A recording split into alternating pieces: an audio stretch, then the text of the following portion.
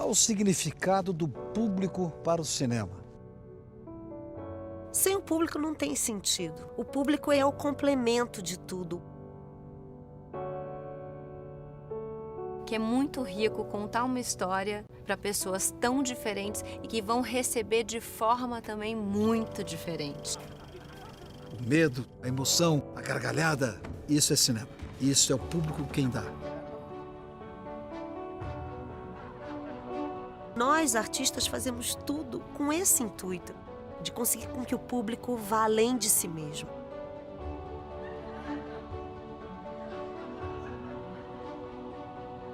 Não há nada como vocês. É para você que as histórias são criadas. É por você que o cinema existe. Nossa homenagem a quem mais inspira o cinema, o público.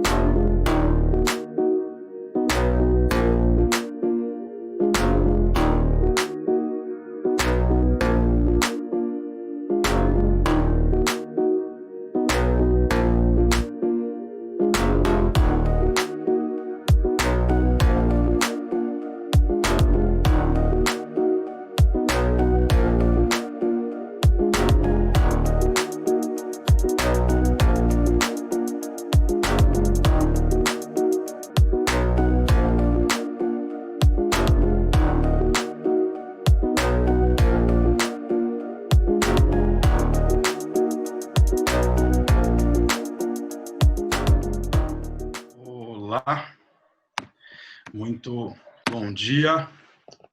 Meu nome é Rafael Sampaio. Para quem não me conhece, eu sou o diretor do BR Lab. Eu tenho a alegria de estar aqui nesta manhã de quinta-feira para abrir a 10ª edição do BR Lab com essa atividade que, enfim, nos traz muita alegria e espero que para o nosso público também. Para quem não sabe, é um projeto que durante esses 10 anos acontece graças ao comprometimento e ao apoio de muitos parceiros e apoiadores.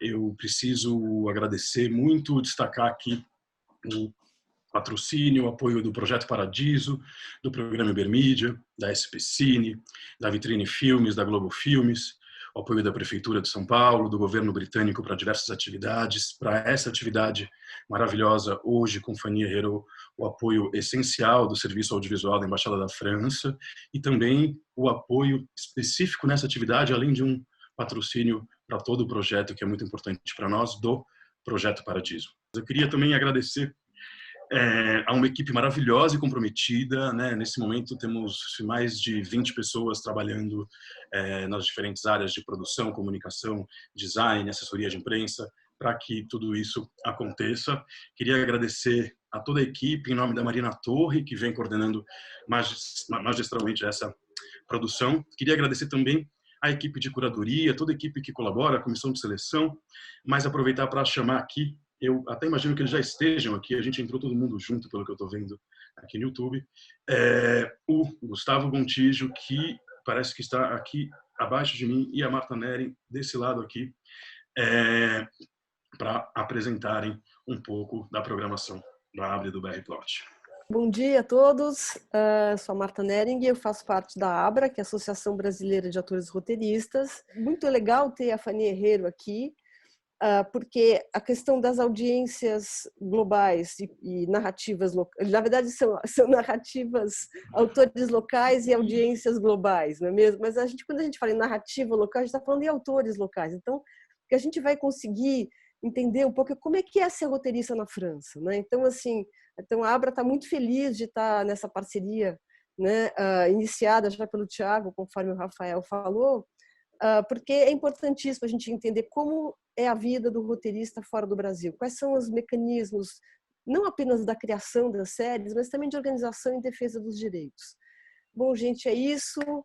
Muito obrigado para a Fanny pela presença, muito obrigado a todos. E agora eu passo a palavra para o Gustavo. Mas, na verdade, não tem ninguém aqui para me ouvir. Na verdade, está todo mundo aqui para ouvir a Fanny. Ela é a estrela do dia. Só lembrar que temos mais 14 palestras até o fim de novembro. Vou citar algumas aqui. Amanhã, 11 da manhã, vamos ouvir outro grande mestre de fora do mundo, né, que é o Eliseu Altunaga, direto de Havana, com a mediação da incrível Camila Agostini. No dia 9, temos Salas Plurais Narrativas Diversas, com uma turma sensacional. Alice Marconi, Thaís Berbe, Ludmila Naves, Ismir Filho, Maíra Oliveira. No dia 10, às 9 da noite, tem Quem Disse Que Não Tem Roteiro, uma palestra sobre variedades, realities. Então temos Ana Abreu, Cláudio Minuro, Iosida, Elísio Lopes e Ana, mediadas pelo Ana Durães. No dia 11, o Pepino é Comigo, 5 da tarde, eu e o Mark Goffman, discípulo de Aaron Sorkin, um dos cabeças de Umbrella Academy. E aí, a partir do dia 18, gente, é muita palestra, eu não vou ficar falando todos que a gente está perdendo tempo, já está muito atrasado, o holofote é na Fanny. De novo, só relembrar, quem trabalha com roteiro, quem escreve, Abra, urgente agora, se inscrevam, façam parte, formem um exército. Um beijo especial para a Mari Brasil, que sem ela também a gente não teria dado conta dessa organização. E eu chamo de volta o dono dos olhos azuis que encantam plateias e multidões, Rafa Sampaio. De volta. Venha, por favor, comande. Obrigado, Guto. Obrigado, Marta. Obrigado. Desde 3 anos atrás, a gente teve a felicidade de encontrar um projeto, um instituto, encontrar e ser encontrados, e desenvolver uma parceria com uma das iniciativas mais importantes, como eu falei, do audiovisual brasileiro hoje, que é o Projeto Paradiso. Essa parceria gerou não só a possibilidade de continuar exercendo nossos trabalhos, mas também incubou e criou o Reach, que é um espaço muito especial que a gente está só começando. Eu queria chamar aqui uma das pessoas mais incríveis também que eu conheci nos últimos anos, a queridíssima e genial Josefine Bourgois, diretora executiva do Instituto. Josefine, obrigado. Obrigada. Agora, eu não sei nem o que falar, não, porque com essa introdução, obrigada, Rafa. Admiração recíproca. Para o Projeto Paradiso uma sorte, uma honra ter encontrado no BR Lab um parceiro, uma inspiração. O Projeto Paradiso é uma iniciativa filantrópica mantenida pelo Instituto Olga Rabinovich, que nasceu recentemente. Foi lançada, na verdade, oficialmente no ano passado, mas a gente já está desde o nosso iniciozinho, desde a nossa incubação junto com o BR Lab, 3º ano juntos, como patrocinador, apoiador do BR Lab. Mas aí, quando você fala BR Lab, você não tem noção de tudo que você está dizendo, né? Então, cada ano, o Rafa põe mais ovinho na cestinha. Então, brotam projetos incríveis, cada vez mais incríveis. Parabéns pela 10ª edição. Aniversário. Obviamente, todos nós gostaríamos de estar juntos, se abraçando para comemorar, não é possível, mas estamos juntos mesmo assim. A gente está muito feliz também de apresentar essa mesa da Fanny Herrero. É um prazer, assim, Bom, eu queria também dizer que a gente é parceiro da Abra. A gente, há pouco tempo, a gente estava no prêmio junto. Parabéns, Abra, também pelo trabalho incrível que realizam. Para a gente foi uma honra estar junto. E então não é aqui assim uma junção de forças que nos deixa muito feliz. Ter a Fanny eu acho incrível. Eu sou totalmente fã de carteirinha, assim, na pessoa física de porção. Total, assim. Então estou dando uma dica aqui total, porque eu acho incrível esse trabalho. Eu, por exemplo, acho que ver uma comédia tão inteligente, tão engraçada, é uma coisa que faz muito bem. Eu queria agradecer, assim, a alma fica, a gente fica realmente nesse momento precisamos de inteligência, de humor, e uma coisa que eu gostaria de ver mais aqui até no Brasil acontecendo. Então acho que essa inspiração que nos vem, e eu acho que além disso a França sempre é um parceiro muito estratégico para o Brasil. Na França e o Brasil tem uma relação muito forte, uma amizade, uma parceria. O cinema brasileiro é muito querido na França, e a recíproca, então, nem se fala. A gente tem lá realmente uma terra, eu acho que acolhe o cinema brasileiro, reconhece o cinema brasileiro, então é muito importante. A gente estava recentemente também numa reunião com o CNC, a Ancine da França, contando que, inclusive, nesse plano de resgate do governo francês, eles estão aumentando os recursos que tem para os apoios de ajuda a esse cinema que se faz em coprodução, L'aide au cinéma du monde. Então, boas notícias vindo de lá. A França é um farol e eu estou muito feliz, então, de contar com a Fanny nessa abertura do BR Lab. Uma excelente mesa para todos. Mais uma vez, parabéns ao BR Lab e um excelente BR Lab, um longo BR Lab, não, um mês todo, para vocês produzirem, criarem histórias maravilhosas. É isso, então bons trabalhos a todos. Muito obrigado, Josefine, obrigado a Abra novamente, toda a equipe, e muito obrigado, Fanny, por estar aqui. Eu também devo dizer que eu sou um grande fã da série, acho, além, como bem disse a Josefine, uma comédia tão necessária nos nossos próprios tempos, é também uma série que fala e que parodia a nossa própria indústria, a indústria especialmente francesa, que é maravilhosa e que é uma referência para, enfim, tantas outras cinematografias, especialmente essas cinematografias de ator, assim, das cenas mais geniais que eu já vi na vida. Juliette Binoche comendo pizza com seu segurança na cama, o plágio de André Breton, a saída surrealista, enfim, coisas realmente eu acho que é uma maravilhosa forma de entreter as pessoas e também falar de linguagem cinematográfica. Eu queria também agradecer a maravilhosa minha amiga Marta Noel, atriz, escritora, roteirista, gestante de gêmeos ou gêmeas, não sabemos ainda, e que está aqui dedicando um tempo também fã da série. Agradecer ao Chico Matoso, roteirista, também escritor, e já me despedir, porque, pelo amor de Deus, a gente está aqui para ouvir a Fanny. Merci beaucoup, Fanny. Vou sair e ficar do lado de cá, conversando. Obrigado, gente. Até logo.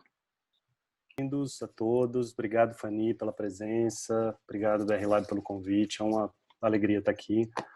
Eu queria começar perguntando para a Fanny, enfim, uma das coisas que mais me impressionaram em Expulsão foi a ausência de maniqueísmo. Os personagens têm defeitos muito evidentes, todos têm momentos de egoísmo, de fragilidade, e o texto olha para essas imperfeições sem nenhum moralismo, nem que a gente poderia chamar de um excesso de compaixão. E daí eu queria entender como é que foi o processo de construção desses personagens para vocês na sala de roteiro. Eles já saíram inteiros no início do desenvolvimento, ou eles foram ganhando essas camadas ao longo da temporada, vocês foram descobrindo sobre eles enquanto escreviam, enquanto desenvolviam os roteiros.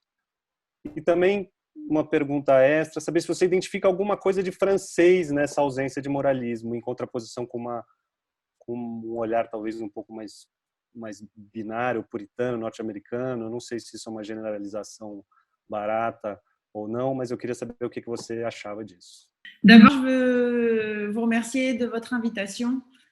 J'aurais évidemment adoré être au Brésil aujourd'hui. Malheureusement, je suis à Paris dans mon bureau, face à mon ordinateur. Et c'est dommage, mais merci beaucoup de m'inviter. Et surtout, je suis très touchée de mesurer le succès de 10% à l'international et en Amérique latine. C'est quelque chose dont je ne me rends pas compte. Et il faut qu'il y ait ce genre d'invitation pour que je puisse m'en rendre compte Et ça me touche énormément parce qu'en France, on dit souvent la comédie ne voyage pas. La comédie ne franchit pas les frontières. Chaque pays a son sens de l'humour. Et je réalise qu'en fait, c'est possible. Et ça me fait très plaisir parce que je préfère penser comme ça, qu'en réalité, on peut rire les uns avec les autres et que ça peut franchir les cultures. Et donc, c'est un peu la preuve de ça et j'en suis très fière et très, très touchée quand je reçois vos compliments. Ça me remplit de fierté. Alors, pour répondre à la grande question sur les personnages de 10%, peut-être qu'il faut faire un petit retour en arrière pour revenir un peu aux origines de la série et comment elle a été construite, parce que les personnages, évidemment, sont absolument au centre de cette série. C'est pas une série qui repose sur des enjeux de vie et de mort. Enfin, c'est une série relationnelle, c'est une série de travail, une série professionnelle. Ça, c'est pour la reine, mais moi, j'ai toujours été en tant que spectatrice, j'adore les séries chorales, en fait. C'est ça que je préfère, c'est qu'il y a beaucoup de personnages qui sont très différents les uns des autres et que ça va me donner comme ça des goûts variés. Mon plaisir de spectatrice, il est là. Et ben, par continuité de ça, mon plaisir d'auteur aussi. C'est vraiment d'avoir un échiquier de personnages qui soit large et que le public puisse se retrouver un peu chez l'un, un peu chez l'autre, avoir un plaisir, avoir de la beauté, de la mesquinerie, de la cruauté. En fait, la variété des émotions, elle vient de la variété des personnages. Et j'adore ça, moi, j'adore ça, les séries chorales. Donc, c'est une des choses qui m'a plu énormément quand je suis arrivée au départ sur 10%. Pour faire un petit peu d'histoire, 10% au départ, c'est une idée d'un producteur, un des producteurs de la série, qui était agent auparavant, qui a été agent à Paris dans une grande agence parisienne. Je laisse peut-être la traduction un peu. Ça va Ok. Et il est devenu producteur, il a arrêté sa carrière d'agent et sa première idée de producteur, ça a été de faire une série qui parlerait de ça, de ce monde-là, des agents artistiques. Et il a recruté un scénariste pour commencer à travailler sur ce projet. C'était au départ destiné à Canal+, une chaîne payante française. Et puis, ça ne s'est pas fait pour une raison qui était que le ton était très cynique, en fait. C'est-à-dire que cet auteur-là, que par ailleurs je respecte beaucoup, mais il avait une manière comme ça de gratter ce qui fait mal, de gratter les mesquineries des gens et personne ne s'aimait beaucoup et personne n'aimait vraiment même son travail, en fait, et personne n'aimait vraiment même le cinéma. Et je pense que c'était le défaut congénital de cette préhistoire de 10%, c'était qu'il n'y avait pas d'affect suffisamment. Et moi, je suis arrivée à un moment où la série donc, ne se faisait pas chez Canal+, et ils ont essayé de la vendre au service public à France Télévisions, qui a fini par l'acheter, entre autres parce qu'on m'a demandé à moi de faire en sorte que ce soit possible pour le service public. Et donc, il fallait réenvisager cette série dont les bases étaient posées. Il y avait déjà des personnages qui commençaient à se dessiner. Ils n'avaient rien à voir avec ce qu'ils sont devenus, mais il y avait déjà un premier travail qui avait été fait de circonscrire la reine et les enjeux. Et moi, quand je suis arrivée, mon premier travail, ça a été de remettre une forme de douceur, une forme d'affection, une forme de bienveillance et en fait d'empathie dans la série. Par goût personnel et aussi parce que je me suis dit, pour que cette série elle soit accessible sur une chaîne de service public, il faut qu'elle puisse parler à tout le monde, il faut qu'elle soit universelle. Et pour ça, il ne faut pas qu'on ait l'impression d'être dans un tout petit microcosme très étroit auquel la majorité des gens ne connaissent rien et ne comprendront rien, parce que c'est vrai que c'est un tout petit milieu, le milieu du cinéma parisien, c'est un milieu élitiste et petit. Et pour le rendre accessible, il fallait réussir à avoir des personnages qui soient suffisamment forts, emblématiques, et en même temps qu'on puisse les aimer, qu'on puisse s'attacher à eux. Donc vous avez raison, votre question elle est bonne, c'est que c'était à l'intérieur même du projet pour le rendre accessible, pour le rendre vendable et à l'époque je ne me doutais pas du tout que ce serait un succès. D'ailleurs, j'ai toujours été très poursuivie par la crainte que ça n'intéresse personne. Au départ, on me disait ça, on me disait oh là là, attention, ça se passe dans un milieu qui est trop petit, trop étroit pour que ça puisse intéresser les gens voilà, qui vivent en province, qui ne connaissent pas les grandes villes, qui ne connaissent pas ce milieu. Et donc l'empathie, c'est un mot-clé dans mon travail. Et donc après, une fois qu'on se dit ça, il y a plein de manières de faire et des techniques en fait. Là, j'ai exercé mon travail de scénariste pour arriver à ça. C'est-à-dire qu'on peut vouloir ce résultat, mais après, il faut le mettre en œuvre. Et ça passe par plein de choses. Je peux détailler un peu ça si vous voulez. Ça passe notamment par le fait d'avoir des personnages qui sont dessinés et comme vous le dites, de façon non binaire. Mais ça, en fait, comment dire, on ne peut pas le décider à l'avance. C'est juste que quand on commence à réfléchir au personnage, on met une couleur dominante, on va créer une sorte d'archétype un peu au départ. Et puis après, on va voir comment il est complémentaire avec les autres personnages. On va commencer à tisser des relations entre les uns et les autres. Et progressivement, ça met des couches comme ça de couleurs secondaires, en fait, une sorte de couleur primaire du personnage. Et puis après, il y a des couleurs qui s'ajoutent. Et ces couleurs, elles s'ajoutent parce qu'à un moment, on va... Moi, une de mes manières de travailler, c'est d'être assez connectée avec la psychologie, la mienne, et aussi de façon générale. Je me suis beaucoup documentée, j'ai travaillé avec une psychologue qui est spécialiste aussi du scénario et qui est venue me faire des consultations pour toujours creuser les névroses des personnages, pour justement faire en sorte qu'il ne soit pas qu'une caractérisation basique, mais qu'il y ait plein de couches. Donc pour chaque personnage, on s'est raconté leur histoire, leur enfance, pour qu'ils aient des névroses comme ça assez puissantes qui les emmènent loin, parce qu'on savait que ce serait ça qui ferait le sel de la série. Et après, c'est aussi une façon de mettre moi, de me relier à chaque personnage tout le temps, de me dire par exemple l'ambition dévorante de Mathias, il faut que j'arrive à connecter avec cette chose un peu dégoûtante qu'on a tous en soi et que j'ai en moi aussi, cette part d'ambition-là, je la mets en lui. Et l'impulsivité d'Andrea, elle vient aussi de moi. Et un certain masochisme de Gabriel, elle vient aussi de moi. Et la pureté de la petite Camille qui arrive à Paris, elle vient aussi de moi. Donc, essayer d'aller chercher en soi aussi ces différentes couleurs et les mettre dans les personnages. Voilà, c'est comme ça qu'on a travaillé pour les définir et les mettre en mouvement. Et voilà. Et puis après, bon, évidemment, il y a les comédiens qui font aussi que ça prend une réalité et que les personnages s'étoffent parce qu'ils commencent à avoir une chair et une énergie.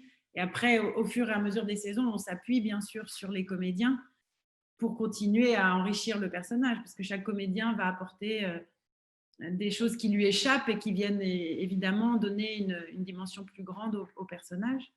Mais après, j'essaie de revenir à votre question, et est-ce que ça c'est français ?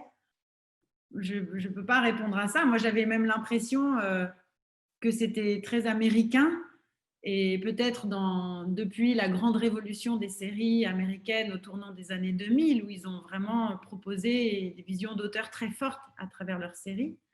Ils ont réussi à créer des personnages totalement ambivalents, complexes. Moi, c'est beaucoup ça qui m'a inspirée et qui m'a guidée, que les séries françaises qui, au moment où moi j'ai commencé, n'étaient pas encore très convaincantes du point de vue des personnages. C'était encore très schématique. On avait beaucoup de personnages de policiers qui sont là, qui sont des sortes de héros sans faille et sans problème. Donc mes influences, elles étaient plutôt américaines. La binarité américaine dont vous parlez, c'est pas ça moi qui me frappe dans leur série, au contraire. Essa segunda pergunta, ela é pouco, acho que complementar à primeira, né? A gente percebe que na série tem ela passeia muito entre a comédia e o drama, e a gente queria falar um pouco, que você falasse um pouco da construção do tom da série. Isso é uma coisa que vocês na sala de roteiro pensavam conscientemente entre ir para uma coisa ou outra, ou isso foi uma coisa que nasceu naturalmente com os personagens e aquilo foi para a comédia e para o drama, naturalmente, ou se era uma coisa consciente? Oui, bien sûr, c'était pensé comme ça. Alors, au départ, quand on a pensé à 10% et pour tout ce que je vous ai raconté précédemment, moi d'ailleurs, j'avais très peu d'influence, en tout cas en France. Il y avait peu de comédies. Les comédies françaises, souvent, elles sont soit parodiques, soit grinçantes, moqueuses, ou alors au contraire très, très gentilles, très naïves, familiales. Et la comédie adulte, sophistiquée et en même temps émouvante et en même temps un peu sexy, et il n'y en a pas beaucoup. Et ça me manquait, moi, là aussi, en tant que spectatrice, ça me manquait, moi. Et ce n'était pas vraiment réfléchi, mais quand j'ai pris les commandes de 10%, je voulais essayer d'aller explorer ça, en fait, une comédie qui serait un peu plus sophistiquée que ce que j'avais l'habitude de voir en France. Et pour ça, ça supposait une grande fantaisie, parfois de la folie même un peu, et aussi de la profondeur. Aussi une forme de réalisme, pas forcément des situations, mais un réalisme des affects, un réalisme des émotions. Et de se dire, nos personnages, on ne se moque pas d'eux, en fait. Même quand ils sont ridicules, on doit toujours leur trouver une dignité, une forme d'intelligence, quelque chose en eux qui doit nous surprendre. Même ceux qui apparaissent comme vraiment des sidekicks comiques, comme Noémie et Hervé, vous voyez, les assistants, même eux, progressivement, on leur a donné une profondeur. Et donc, c'est ça le ton dont vous parlez, qui, je pense, fait le charme de 10%. C'est ce mélange de fantaisie et quand même de profondeur et de drama. Et ça, à travailler, on commence toujours par le drama. Quand on est en réunion de scénaristes, dès le départ, quand on va commencer à concevoir les arches de la saison, on pense aux choses graves, qui ne font pas du tout rire, qui font même un peu pleurer. Ça va être la dépression de Mathias, la jalousie de Gabriel qui est prêt à perdre Sophia, ça va être voilà, je sais pas moi, l'ambition aussi de Mathias, enfin, ou le côté dramatique du divorce avec sa femme. Bref, on pense vraiment à des choses qui sont pas drôles. Comment Andrea pourrait perdre Colette, comment Andrea va tomber enceinte malgré elle. Bon, c'est pas marrant. Et ça, c'est le premier effort, il est d'aller dans les profondeurs, dans les tranchées, et se dire que ce qui va leur arriver, en fait, il faut non seulement qu'on puisse y croire et que ce soit touchant et que ce soit important pour eux, en fait, que ces enjeux-là soient importants. Et ensuite, le deuxième temps, et c'est là où c'est une série qui est difficile à écrire, toutes les séries sont difficiles à écrire, mais celle-là, elle est difficile parce qu'on doit tout le temps activer ces deux choses en nous, c'est qu'on a posé le drame et maintenant on va chercher un traitement plus léger ou comique. Pas tout le temps, mais souvent. On va essayer de se dire, alors Gabriel est très jaloux et il va perdre la femme qu'il aime, mais tout ça, ça doit passer. On doit à la fois se connecter à cette jalousie, avoir peur pour lui et aimer cette relation amoureuse entre ces deux personnages et avoir envie de les suivre et redouter qu'ils se séparent, redouter qu'ils perdent Sophia, mais ça doit le faire passer par des moments où on va pleurer de rire. Et voilà, et ça c'est pour quasiment tout, en fait. Toujours comme ça, à essayer de chercher la situation comique. Parfois, si ce n'est pas la situation, ça va être, donc c'est une scène assez grave, mais on rajoute un petit, je sais pas, quelque chose dans le contexte, un petit crochet à la fin de la scène qui va être amusant. Et donc, ça nous fait beaucoup travailler parce qu'il faut tout le temps mélanger ces deux choses-là. Après, au fur et à mesure, on a un peu tâtonné aussi. Il y a eu des fois où on est allé peut-être un peu trop loin dans quelque chose de bizarre, un peu loufoque. Mais je ne regrette pas parce qu'on a cherché des territoires de comédie aussi. C'est-à-dire que j'ai l'impression que c'est ça aussi qui était amusant en 10% à faire pour nous et peut-être à vous à recevoir. C'est... on peut avoir quelqu'un qui a un comique très physique, burlesque, et puis après, quelque chose de très sharp sur le dialogue, et puis après, une scène vraiment folle, comme par exemple, je ne sais pas si vous vous en souvenez, dans la saison 3, On est allé imaginer qu'il y avait une personne qui s'appelle Isabelle Huppert, mais qui n'est pas l'actrice Isabelle Huppert, qui est une petite dame infirmière de la vie civile. Et on s'est amusé avec ça. Évidemment, c'est vraiment genre débile, en fait. Ça n'existe pas. Mais à un moment, on tire le fil du plaisir de la fiction et on va dans ce genre de registre-là. Parfois, on nous l'a reproché, on nous a dit « Ah oui, mais là, vous allez trop loin, c'est pas crédible. » Mais moi, mon rôle, c'était de dire parfois, entre le crédible et le plaisir, je dois sous-peser et allez, va pour le plaisir. Mais il ne faut pas aller trop loin non plus. Il ne faut pas que ça soit vulgaire. Il ne faut pas qu'on perde non plus nos personnages et qu'à un moment, on se dise mais qu'est-ce qu'ils sont en train de faire? Là, je ne comprends plus. Ou c'est un monde parallèle. C'est un monde qui n'existe pas. Une des choses, moi, que je redoute le plus, c'est ce moment où je me dirais mais qui sont ces gens, en fait? Qui fait ça? C'est vraiment trop bizarre. Donc ça, c'était la limite. Il ne faut pas qu'on aille jusqu'à ça. Mais voilà, c'est là où ça supposait une inventivité dans le traitement. Continuando pouco nessa, para a gente entender melhor esse processo de criação, Fanny, a série tem um formato híbrido, né? Ao mesmo tempo serializado, com essas tramas mais longas e também mais dramáticas, como você estava falando, né? Que cobre a temporada como um todo, e uma coisa que, como é que a gente chama? Procedural, que envolve esses atores convidados, e são tramas que se fecham em cada episódio, né? Às vezes se estende um pouquinho mais ou menos, mas tem um arco episódico para cada um dessas tramas.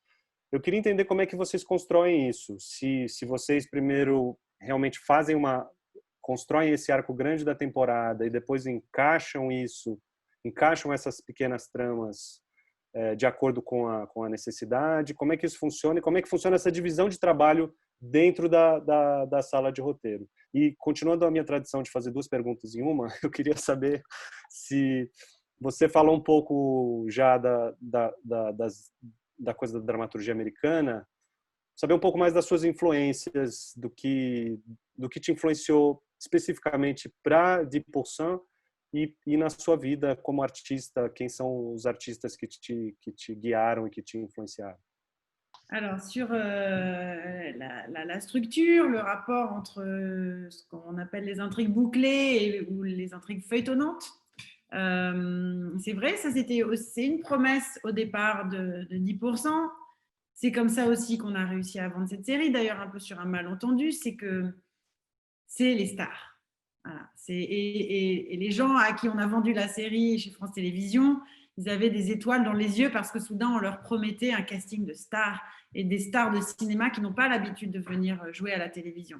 C'était aussi encore cette époque, peut-être qu'on en parlera un peu plus tard, mais maintenant c'est en train de changer, mais une époque où la télévision était très complexée par rapport au cinéma en France. Et donc, les stars de cinéma ne venaient pas jouer dans les séries à l'époque. Donc, on vendait toutes ces stars qui allaient venir jouer leur propre rôle à chaque épisode. Et on se disait, c'est ça qui fera venir aussi le public, parce que c'est très attrayant. C'est là que les difficultés ont commencé. Parce qu'en France, déjà, on n'a pas beaucoup cette culture d'une forme d'autodérision sur notre milieu. Le milieu du cinéma français, il n'existe pas comme par exemple Hollywood existe. À Hollywood, ils ont cette grande tradition de se moquer de cette industrie, de ce système, parce que c'est tellement ancré dans leur culture, l'entertainment. Nous, en France, on est plus snob, donc on a moins de capacité comme ça à se moquer de soi. Donc, réussir je vous raconte ça parce que réussir à créer des intrigues qui allaient permettre à ces fameuses stars de cinéma, un peu snob elles-mêmes, de venir jouer à la télévision, jouer leur propre rôle, se moquer d'elles-mêmes, c'était un sacré bazar et une grande difficulté.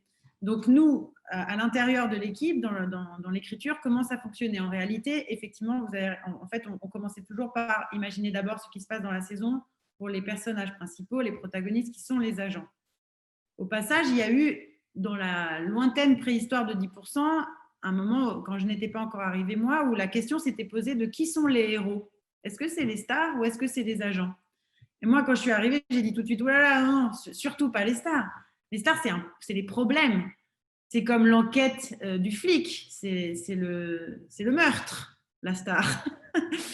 L'agent, c'est le flic qui va résoudre l'enquête. C'est l'agent, il a le problème à résoudre.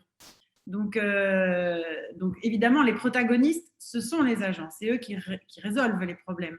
Donc, quand on pense à une saison avec les scénaristes, on réfléchit d'abord à qu'est-ce qui arrive à l'agence et aux différents protagonistes, leurs intrigues relationnelles, personnelles, liées au devenir de l'agence et à leur propre vie intime. Et on mettait toujours les stars de côté, on disait ça, on verra après, parce qu'on savait à quel point ça allait être vraiment difficile. Donc, on ne voulait pas trop y penser au départ.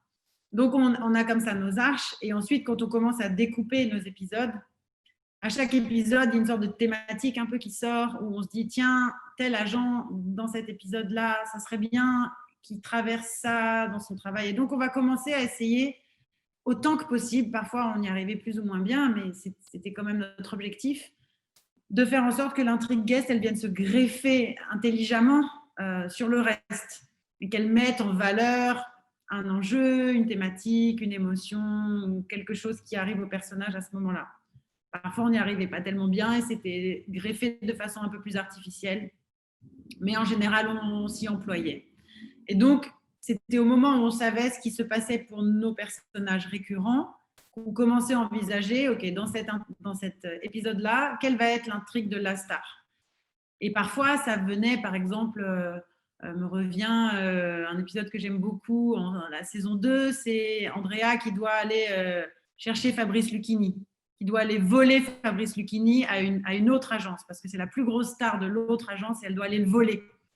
Donc ça, c'est marrant parce que ça vient vraiment raconter où ils en sont eux dans leur agence et la star vient se greffer là-dessus. Donc ça, c'était des bonnes intrigues. Parfois, c'était moins bien que ça. Mais donc à ce moment-là, il faut écrire une intrigue pour notre star. Au tout début, on écrivait vraiment en pensant à quelqu'un de très précis. On disait, voilà les acteurs qu'on aimerait avoir dans 10%. Certains, on les connaît un peu parce que le producteur les connaît, parce que bon.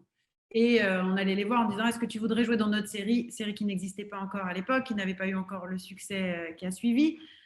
Et donc, on disait, voilà, est-ce que tu veux jouer dans la série? Et comme les acteurs sont les acteurs, ils disent, ouais, pourquoi pas, ouais, bien sûr.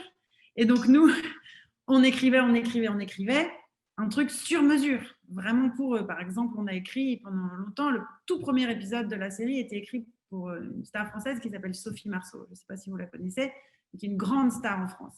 Et on écrivait pour elle, on avait tout fait pour elle. Et après, elle a lu et elle a dit « Ah non, je ne vais pas faire ça, moi. » Et on s'est retrouvés par terre, on avait tout écrit sur mesure pour elle. Et en fait, c'était tellement pas français comme exercice, ce truc de venir se moquer de soi à la télévision sous son propre nom, jouer une sorte d'avatar de soi-même. C'est un peu soi, mais c'est pas vraiment soi. Et en plus, se mettre au service d'une série de personnages récurrents qui sont plus importants que eux, les stars, tout ça faisait qu'au départ, on ne trouvait personne pour jouer dans 10%. Toutes les stars refusaient les unes après les autres. C'était horrible. On a pris 50 refus en saison 1. On n'arrivait pas à pourvoir nos épisodes. On ne trouvait pas d'acteurs qui voulaient bien le jouer. J'exagère un peu, on a trouvé quelques-uns. Et ça a été un processus très long. On a cru qu'on ne pourrait pas faire la série. Et finalement, on a réussi, mais au prix de beaucoup de réécriture, parce qu'on disait, bon, c'est pas Sophie Marceau, alors ça va être une autre actrice. Et il faut réécrire pour l'autre actrice. Ah ben, c'est pas l'autre actrice. Encore une autre. Il faut réécrire. Donc, tout ça prenait un temps, une énergie impossible.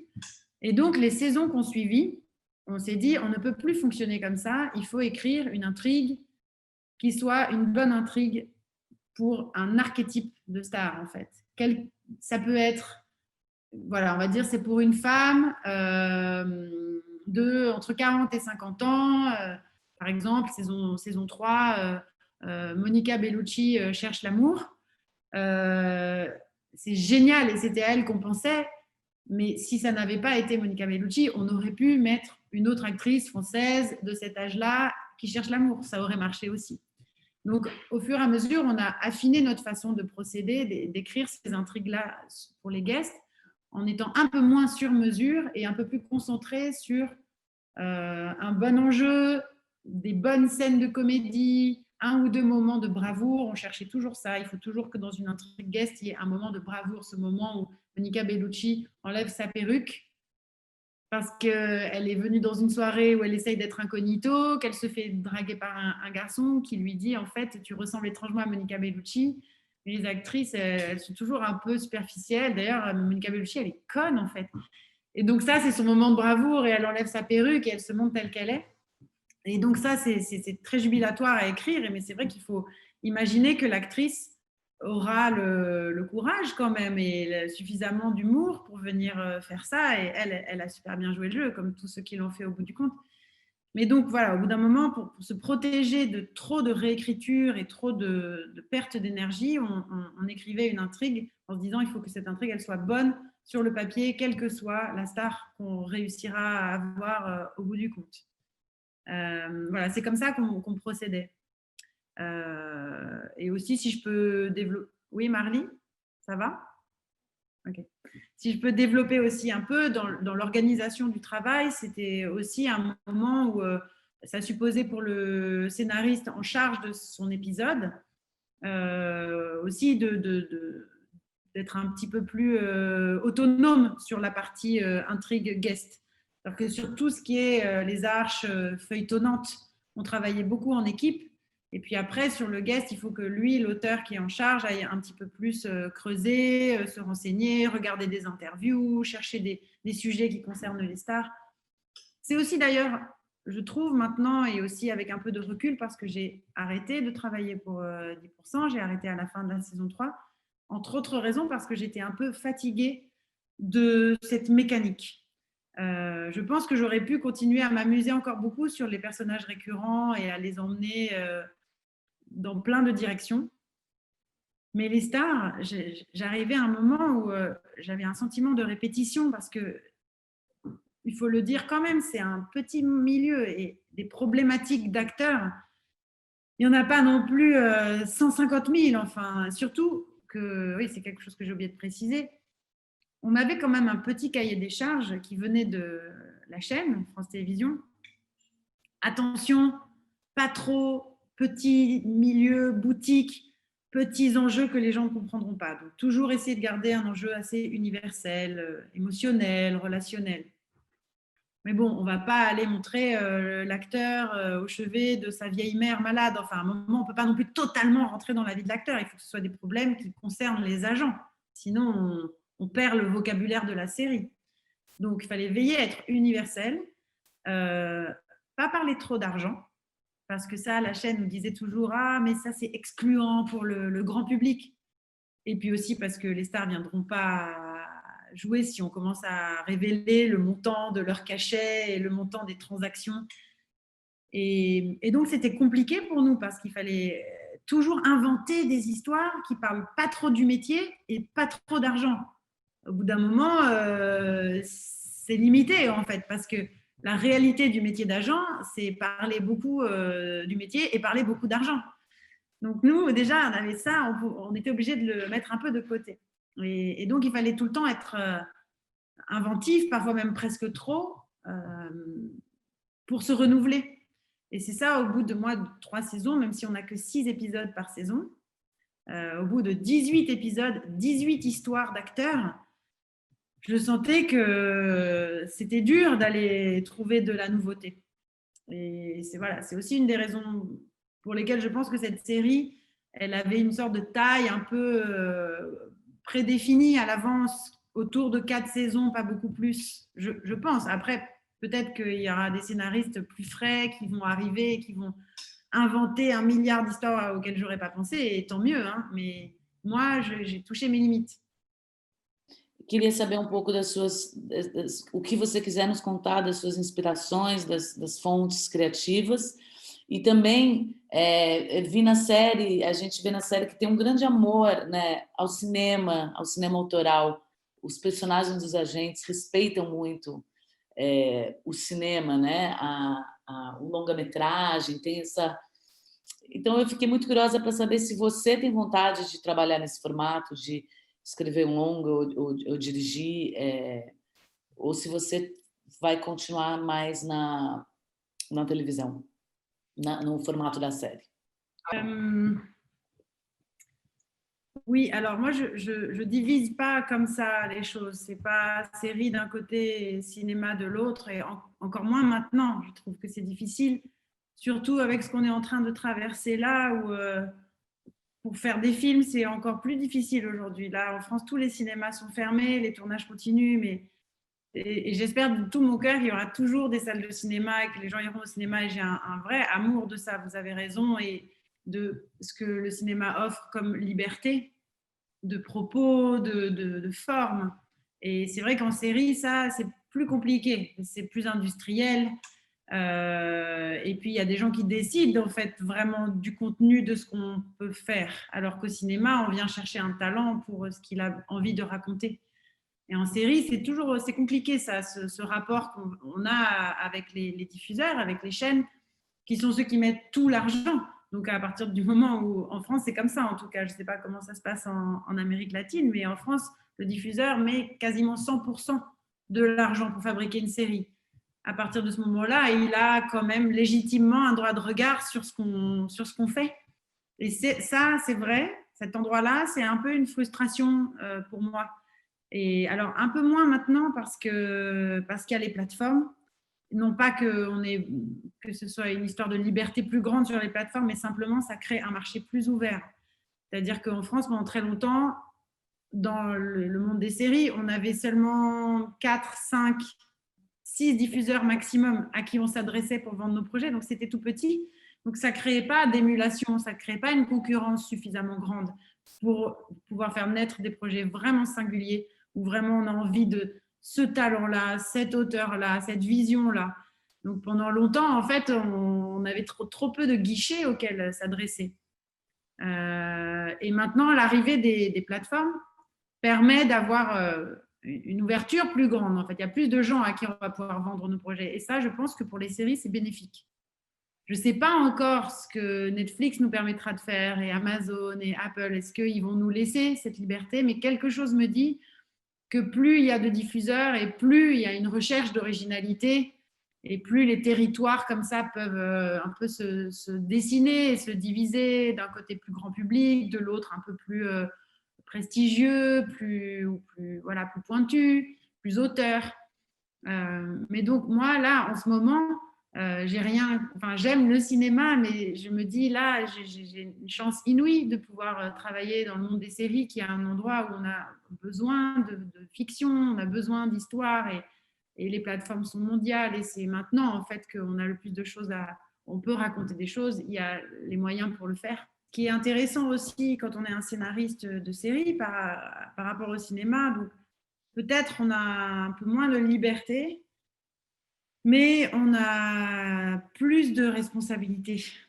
Et ça, c'est en France, c'est arrivé depuis une petite dizaine d'années. Pendant longtemps, les scénaristes, dans quel que soit l'endroit, série ou cinéma, on était toujours très mal reconnus et considérés. On écrivait et après, le réalisateur prenait et allait faire ce qu'il voulait avec notre texte.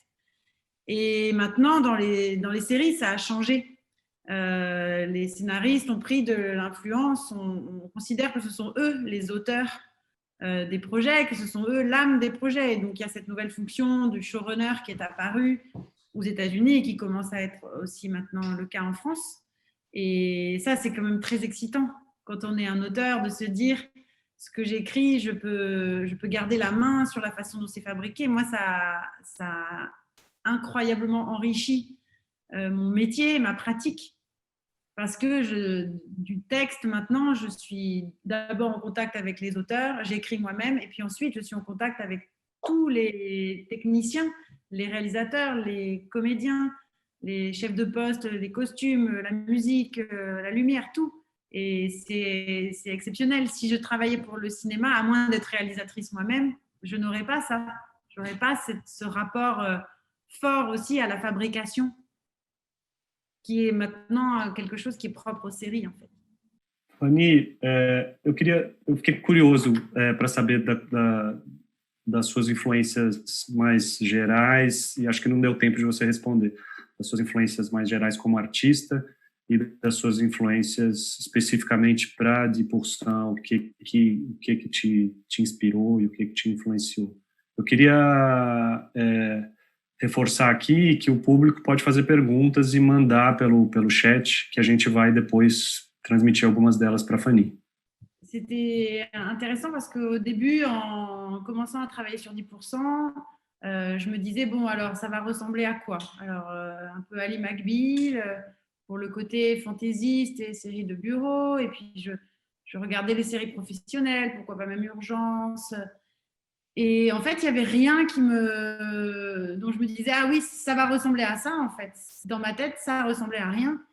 Et au début, je me souviens, j'en parlais avec un de mes amis co-auteurs et je disais, je suis embêtée parce que je n'arrive pas à trouver de modèle, ça m'aiderait. Il me dit, mais tant mieux, tant mieux. Il n'y a pas de modèle, donc ça veut dire que tu vas l'inventer toi. Et c'est ça qui va être chouette, c'est que ça sera singulier et ce sera justement ce que tu mettras.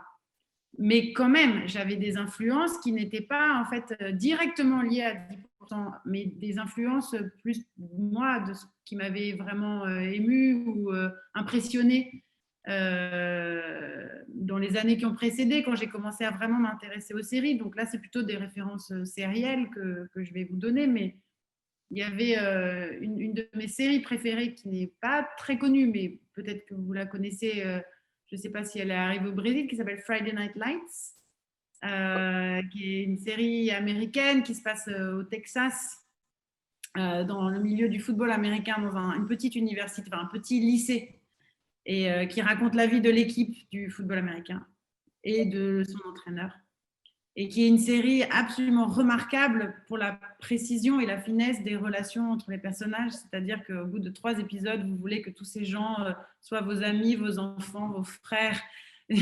Alors même qu'ils sont texans, ils sont conservateurs, ils sont croyants et pas du tout progressistes. Et pourtant, mais vraiment, on les adore. Donc c'est une série magistrale pour sa finesse, sa sensibilité. Et c'est vraiment une des séries que je préfère. Et les 2 autres séries il y en a eu plein de séries que j'ai absolument adorées entre les années 2000 et 2010, mais celles qui en fait ont infusé en moi pour 10%, même de façon lointaine. Donc c'est Friday Night Lights pour la question de l'empathie, mais c'est vraiment un chef-d'œuvre, donc je me dis pas du tout que j'ai réussi à faire ce qu'ils ont fait, mais c'était quelque chose qui me guidait. Et les 2 autres, c'est Sex and the City et The West Wing. Et Sex and the City pour la fantaisie, l'inventivité des situations, la drôlerie des dialogues, le fait que ce soit 4 personnages féminins très forts, très bien dessinés, et pareil, qu'on aime en fait, qu'on a vraiment envie de suivre. Et la capacité sur 6 saisons à inventer sur une même thématique, l'amour, le sexe, un nombre incroyable, une variété incroyable de situations et de pensées, en fait, de réflexions. Voilà, c'est vraiment une série qui m'a énormément marquée, même si maintenant elle est un peu passée, mais elle a vraiment marqué quelque chose de très fort.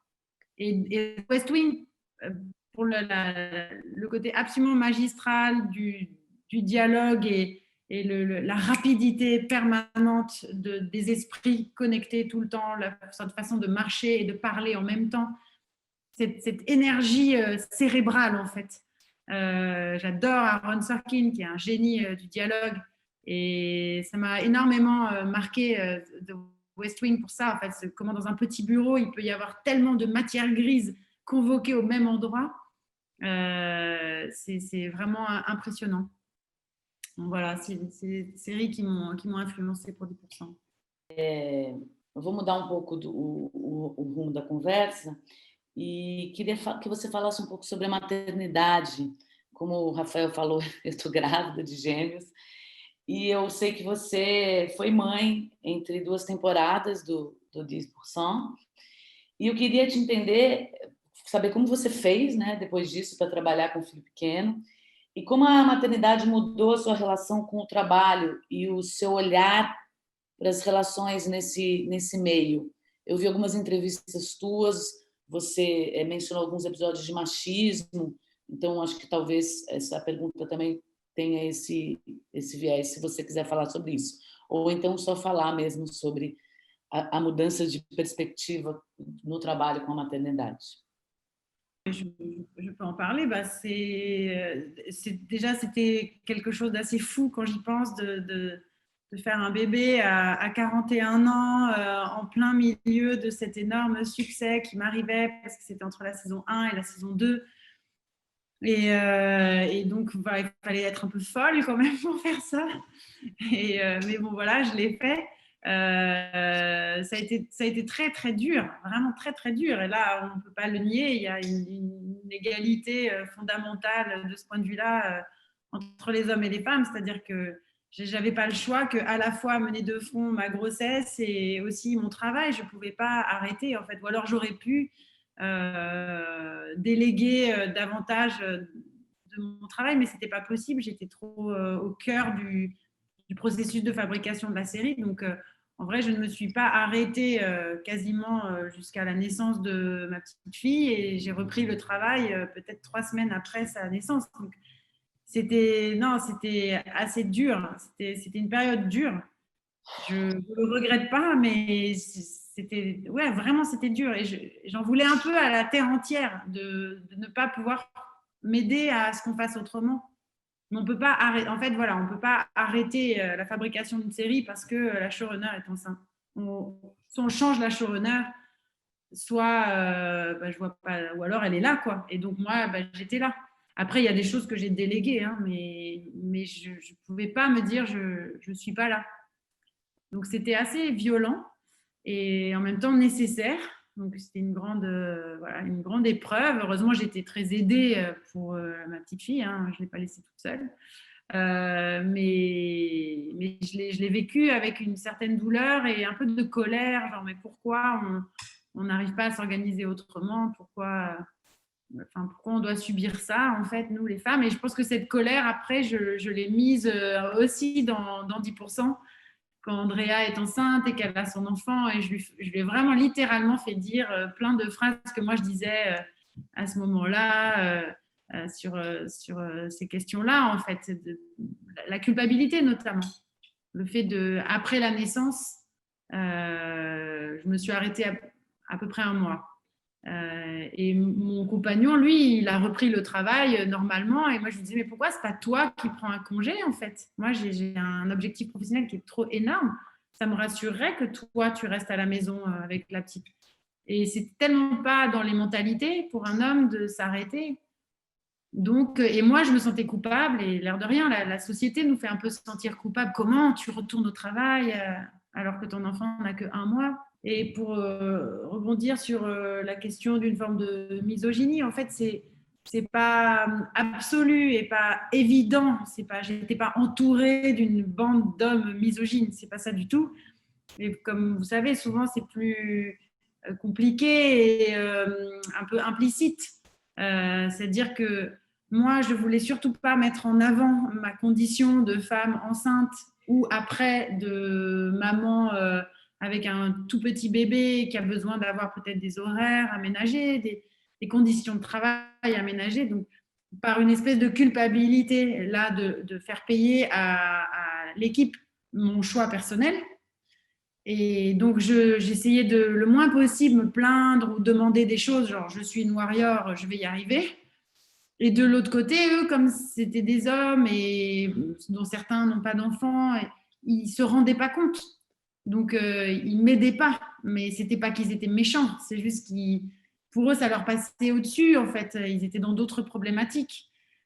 Et donc, c'était un peu violent parce que je me retrouvais un peu responsable moi-même de ma condition et en même temps, j'aurais voulu que d'eux-mêmes, ils se disent, mais enfin, évidemment, on va t'aider, on va mettre en place tout ce qu'il faut, peut-être retrouver un bureau plus proche de ton domicile pour que ça soit moins compliqué pour toi les transports, pour, je sais pas, enfin, ou mettre, par exemple, la question s'est posée, ça je leur en ai voulu, à un moment j'avais besoin d'avoir vraiment un second dans l'écriture qui soit plus présent parce qu'avec la naissance de ma petite fille et tout ça, j'étais vraiment trop débordée et c'est un poste qu'ils n'ont pas voulu financer. Et moi, c'était trop lourd pour moi de porter tout, mais dans ces cas-là, plutôt que de m'engager dans un rapport de force avec eux, je finis par ravaler un peu ma colère. Je dis bon, ok, c'est pas grave, j'y arrivais toute seule. Et en fait, le résultat de ça, c'est qu'au bout de 3 saisons, avec un bébé au milieu, j'étais cramée. burn-out. Je ne pouvais plus. Parce que l'air de rien, cette naissance, plus tout le reste, le travail, ça a été une charge physique, émotionnelle, psychologique, intellectuelle, tout, très, très, très, très importante. Et peut-être que si j'avais été mieux aidée, mieux accompagnée, j'aurais pu faire une saison de plus. J'aurais eu l'esprit plus frais, j'aurais été moins épuisée. Mais tout ça va ensemble. Merci pour votre réponse. Nós temos uma pergunta do público aqui, da Carolina Garcia, que queria saber um pouco mais sobre o mercado de trabalho para roteiristas na França. Desde especificamente na série, quantas pessoas tinham na sala de roteiro, quanto tempo de trabalho na temporada para escrita, né? E se puder falar um pouquinho do método de trabalho, acho que você já introduziu um pouco isso. E falar um pouco especificamente da série, mas também do mercado de trabalho na França em geral, como funcionam, se já existem padrões para esses processos de trabalho, ou se varia muito de série para série. Alors évidemment, chaque série a son écosystème en fait. Il n'y a pas un modèle qu'on reproduit, mais ça, je pense que c'est partout pareil. Et même aux États-Unis, où ils ont atteint un niveau d'industrialisation très très très élevé, même chez eux, d'une série à l'autre, ça fonctionne très différemment. Moi, par exemple, dans ma façon de fonctionner, moi, j'aime être entourée de pas mal d'auteurs, en fait. J'aime pas du tout travailler seule. Mon économie idéale, c'est pour 6 épisodes. J'ai 3 auteurs confirmés, seniors, qui ont chacun en charge 1 ou 2 épisodes. Moi, j'écris le pilote. Et après, voilà, ces 3 auteurs-là, ils se partagent les 5 autres épisodes. Et puis, j'ai aussi 2 juniors, donc des gens moins confirmés, qui n'ont pas un épisode dont ils sont responsables, mais qui sont utilisés pour écrire des scènes, faire de la recherche, pour nous aider en fait dans la rédaction de chaque épisode, et qui donnent aussi des idées dans la writing room. Plus un très très junior qui prend toutes les notes, mais qui au moins est là et commence à se former avec nous. Donc ça c'est mon économie à moi idéale. Mais ça varie d'une série à l'autre, selon aussi le nombre d'épisodes, et puis aussi selon la personnalité du chef d'écriture, en fait. Parce que moi, j'aime ça être plusieurs, mais il y a des gens qui aiment écrire tout à 2 ou à 3. Donc c'est assez variable. On a rarement, nous, des très grandes salles d'écriture, comme ça peut être décrit aux États-Unis, sauf pour quelques quotidiennes. En fait, les feuilletons, vous savez, qui sont diffusés tous les jours. Mais ça, il n'y en a pas beaucoup. Donc, ceux-là, ils travaillent sur un modèle très, très, très taylorisé, quoi, avec vraiment des gens qui travaillent sur la structure, puis d'autres qui travaillent sur les dialogues. Et puis, comme ils doivent rendre des épisodes tous les jours, il y a beaucoup, beaucoup d'auteurs qui travaillent. Mais sur la plupart des séries où on est plutôt entre 6, et nous, la moyenne, c'est 6 ou 8 épisodes. On fait rarement au-delà. Il y a quelques séries qui sont à 10 épisodes par saison. Mais voilà, pas beaucoup plus. Donc on n'a pas un besoin de beaucoup de scénaristes. Fanny, a gente já começou a falar um pouco do streaming, da chegada do streaming na França, né? Mas eu acho que talvez a gente pudesse aprofundar um pouco essa questão. Qual é o impacto na vida dos profissionais do audiovisual com a chegada dos... Aqui no Brasil, a gente está sentindo provavelmente um impacto diferente do que vocês devem estar sentindo aí, né? Como é esse impacto na vida dos profissionais, e principalmente os profissionais de roteiro, né? Eu não sei se você acha interessante falar da questão contratual, que pode ser uma questão um pouco complexa, mas interessante. Então, deixo para você. Oui, c'est important. Mais comme je disais tout à l'heure, on arrivait, nous, de longues années où on avait très peu de diffuseurs. Donc, une chaîne privée TF1, le service public qui regroupait 2 chaînes, et puis 3 chaînes à écarter, Canal+, qui est une chaîne payante, et c'était à peu près tout. Donc, c'était vraiment petit. Et on commençait à arriver, voilà, Netflix, OCS, maintenant il y a un peu Amazon. Pour l'instant, c'est surtout Netflix et OCS qui sont en train de faire la différence. Donc oui, ça a un impact, c'est-à-dire que maintenant, la plupart l'attrait, il est là sur les plateformes parce qu'on nous garantit aussi plus de possibilités de s'adresser à un public plus jeune. En fait, le problème quand on travaillait sur la télévision classique, c'est qu'il fallait toujours être de 7 à 77 ans, le plus large possible pour faire venir un public le plus large possible. L'avantage des plateformes, c'est que ça crée des segments de population différents. Donc ça, c'est intéressant aussi pour nous parce que ça veut dire qu'on peut aller chercher des registres un peu nouveaux, plus originaux, travailler sur le genre. Moi, c'est pas trop mon truc, mais des gens qui vont travailler sur des séries de genre. Netflix en France, pour l'instant, fait beaucoup de séries de genre. Donc ça change en fait, ça change, ça permet aussi, je pense, à des auteurs plus jeunes de trouver du travail. Enfin, il y a une demande grande de projets. Après, c'est difficile pour moi de mesurer l'impact global. En fait, je peux parler que de mon endroit à moi, de ma position à moi. Je n'ai pas une vision, moi, générale du métier et du marché, en fait. J'ai beaucoup de chance. 10%, c'était un succès. Ce que ça a changé pour moi, c'est qu'après 10%, Netflix est venu me chercher, m'a proposé un deal à moi pour que je vienne travailler pour eux. C'est sûr que pour moi, ça fait une grande différence dans ma carrière. J'espère que j'en ferai quelque chose de bien et que la prochaine série que je suis en train de développer avec eux sera à la hauteur de ça. Mais c'est difficile pour moi de voir ce que ça change pour tout le monde. La chose que ça change, c'est qu'il y a plus de travail et plus d'émulation et plus de concurrence. J'ai pas répondu sur la question des contrats, donc peut-être j'imagine qu'il y a quelque chose qui a à voir avec le droit d'auteur dans cette question. C'est vrai qu'en France, on a eu peur de ça. Voilà, Netflix va acheter les droits d'une série pour le monde entier. Donc, on sait qu'on cède nos droits. En réalité, en France, de toute façon, nos séries n'étaient pas non plus des énormes succès à l'international. Enfin, c'est en train d'arriver, mais c'était encore assez limité. Donc, c'est pas comme si on avait inondé le marché international de nos séries.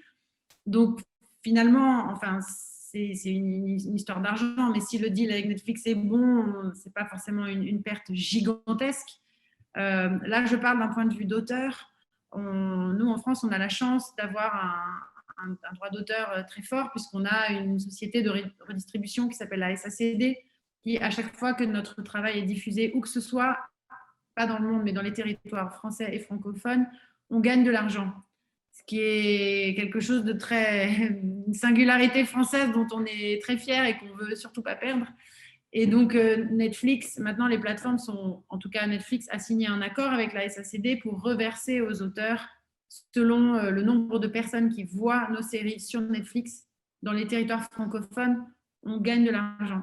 Donc d'une certaine manière, on a cédé nos droits à Netflix, mais on a quand même des contreparties financières qui sont très honorables et qui font que l'un dans l'autre, pour l'instant, ça va.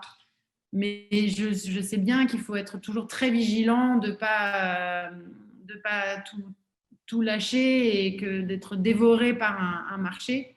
Mais pour l'instant, en France, on a quand même cette chance d'avoir une politique culturelle de défense des auteurs qui est forte. Falando ainda sobre a questão do autoral, em 2007 você ajudou a criar coletivo de roteiristas na França, o SAS. Eu queria ouvir de você pouco sobre essa experiência, o que é esse coletivo.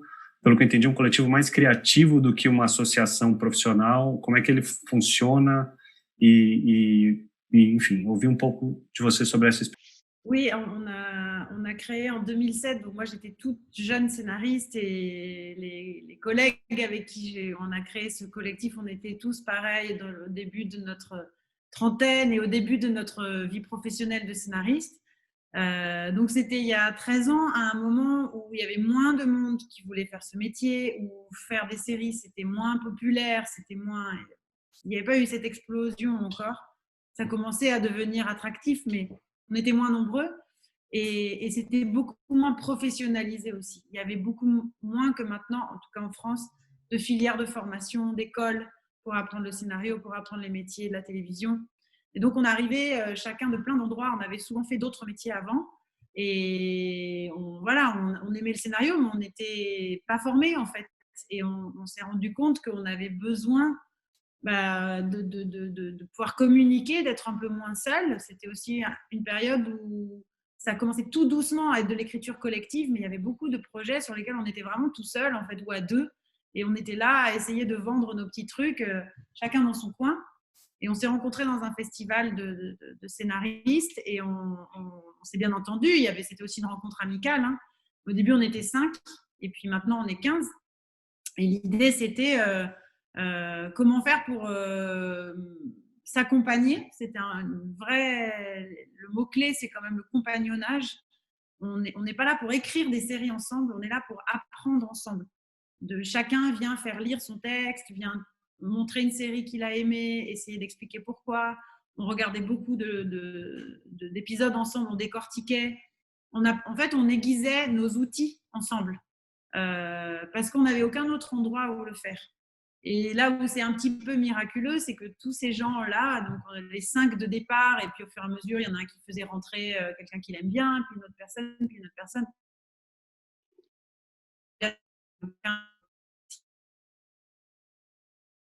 On grandit ensemble en fait, et au fur et à mesure, on a commencé à accéder à des séries de plus en plus intéressantes et prestigieuses. Et puis parfois, c'était plus facile aussi de dire je vais faire venir un des copains du collectif parce que je le connais bien, j'ai confiance.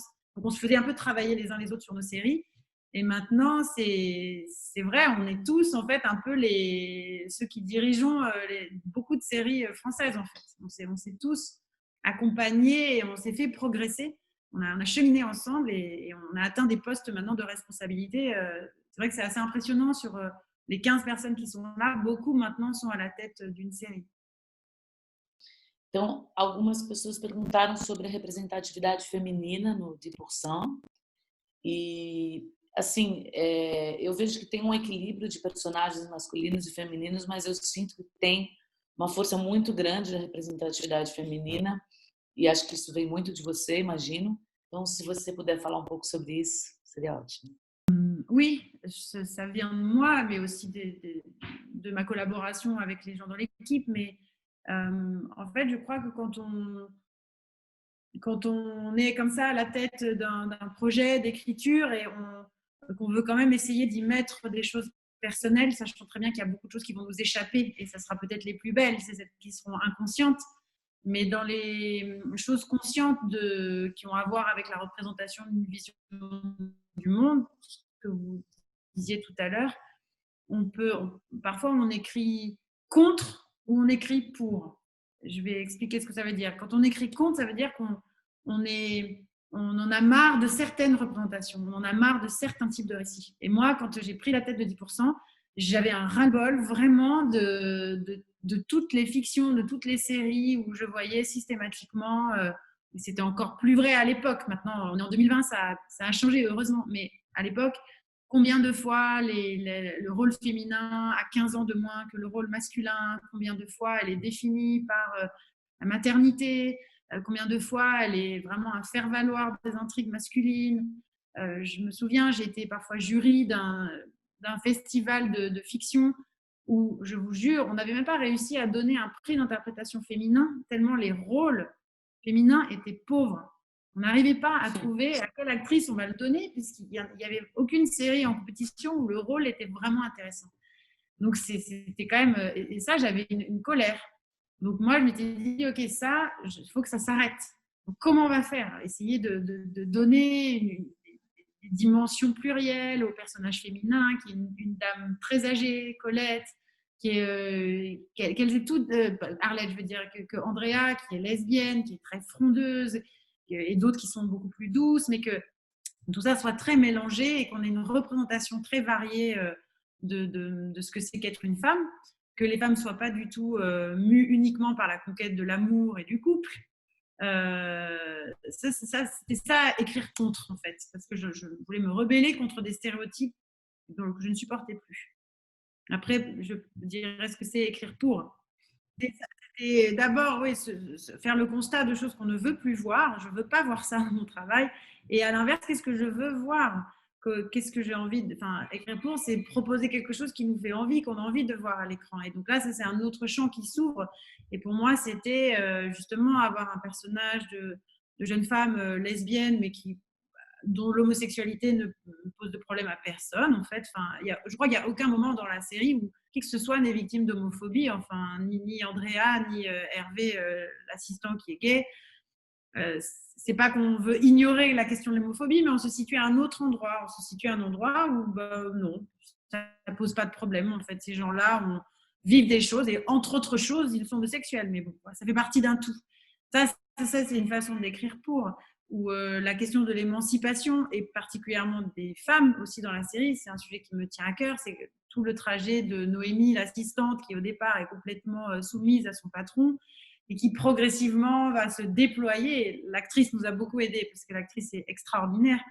Mais ça, c'est quelque chose que j'avais en tête, cette ouverture, cette croissance comme ça, cet épanouissement de cette femme, et ce renversement en fait, du pouvoir entre elle et son patron. Et aussi la même chose d'une certaine manière avec le personnage d'Hervé. Là, c'est un homme et il est gay, et comment lui aussi il traverse la série et il prend de plus en plus d'importance. Comment Andrea, à un moment, pourrait peut-être devenir la patronne. Donc il y a beaucoup une question de l'émancipation dans la série. C'était ça qui m'intéressait, c'était proposer une chose vivante, vibrante et ouverte. Donc la représentation des femmes, c'est vrai que 10% qui parlent de ce que c'est que la représentation. Ce sont des agents qui représentent les comédiens, et les comédiens, c'est les représentants de nous tous à l'image. Donc, c'était indiqué que c'était un des sujets profonds de la série, c'est comment on se montre, qu'est-ce qu'on montre de soi, qu'on soit un homme, une femme, un homosexuel ou un hétérosexuel, ou peu importe. C'est assez central à la série, et ça, pour moi, c'était un thème que j'avais vraiment envie de développer. Et j'ajoute juste une chose aussi dans ces choses que je voulais montrer dans cette série, c'est que la chance qu'on a dans 10%, c'est que ça se passe dans un milieu culturel. C'est le milieu du cinéma. Et donc, c'est aussi, les agences ne sont pas des artistes, mais leur travail, c'est d'être au service des artistes. C'était vraiment important. En France, il y a peu de fiction qui représente ce monde-là de l'art, de la culture, sans s'en moquer, sans le mépriser. Souvent, on va avoir tendance à caricaturer un cinéma d'auteur qui se prend très au sérieux. Et nous, on avait quand même comme ça 18, 20, 25 épisodes pour parler de ce monde-là, de gens qui se battent pour défendre des idées, raconter des histoires, monter des films, faire des films à tout prix, jouer, s'exprimer. Et là, aujourd'hui, que tous les cinémas et tous les théâtres français, je ne sais pas pour vous, mais je pense que c'est la même chose, et aux États-Unis aussi, sont fermés. Finalement, et ça m'émeut de le dire là, mais c'est important en fait. C'était important. On a fait passer ça par la comédie et tout, mais finalement, pendant 25 épisodes, cette série nous a montré des artistes à l'œuvre, en train d'essayer de s'exprimer et de monter leur projet. Et ça, c'était vraiment important. É muito comovente isso, porque, bom, aqui, além das coisas estarem fechadas por conta da pandemia, está havendo um grande desmonte mesmo cultural do nosso teatro, do nosso cinema, né? E as pessoas não se dão conta quanto elas consomem cultura e quanto elas precisam da arte. Então, e agora mais do que nunca na pandemia, elas estão consumindo isso com fome, né? Então é muito bonito realmente quando a gente pode colocar esses artistas nesse lugar e dar essa luz assim para as pessoas valorizarem esse trabalho, valorizarem os artistas. E eu acho que a sua série, o 10%, faz isso com maestria, com humor e tal, mas é muito comovente também. Merci beaucoup de votre générosité et de Au revoir. Ciao, ciao. Merci Ciao. beaucoup.